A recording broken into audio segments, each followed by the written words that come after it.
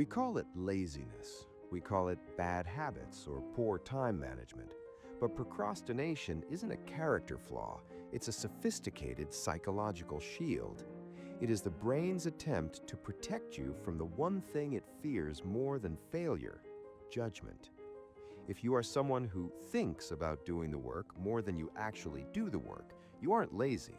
You are paralyzed by the emotional weight of the finish line. You are standing before a canvas, terrified that the first stroke will prove you aren't the masterpiece you promised everyone you'd be. To your nervous system, the task isn't work, it's a threat to your identity. The weight of the work is never as heavy as the weight of the unstarted. The perfectionist's paradox. The core of procrastination is the dangerous belief that productivity equals worth. When you tie your value as a human being to the quality of your output, starting a task becomes an existential risk. If you don't start, you can't fail. As long as the project remains in your head, it stays perfect. The moment you put pen to paper or fingers to keys, it becomes real, flawed, and open to criticism. Procrastination is how you preserve your potential. It is the early watcher protecting the inner genius by ensuring they never have to face the cold reality of being just okay. You would rather be seen as unmotivated than incompetent. You are choosing the safe, familiar pain of guilt over the terrifying, unknown pain of being judged. The amygdala hijack, the house divided. Your brain is a house divided. On one side, you have the prefrontal cortex, the logical librarian. It knows the deadline is coming. It understands the consequences of waiting. But on the other side is the amygdala, the ancient alarm system that doesn't understand deadlines. It only understands threats.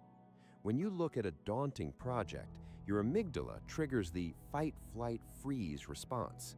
Because you can't fight an email and you can't run away from a thesis, you freeze.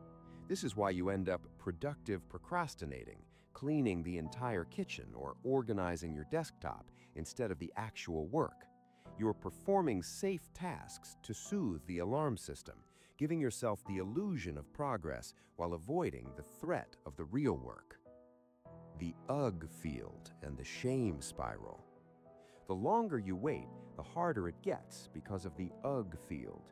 Every time you think about the task and don't do it, your brain associates that task with a hit of cortisol, stress. Eventually, the task itself becomes polluted with shame. You aren't just avoiding the work anymore, you're avoiding the feeling of being the kind of person who avoids work. This is the shame spiral. You hate yourself for procrastinating, which makes you feel more stressed, which triggers your amygdala to seek relief through more procrastination, scrolling, gaming, or sleeping. You are using a temporary distraction to treat a chronic emotional wound, creating a feedback loop that makes the task feel like a mountain that grows taller every hour you stand still.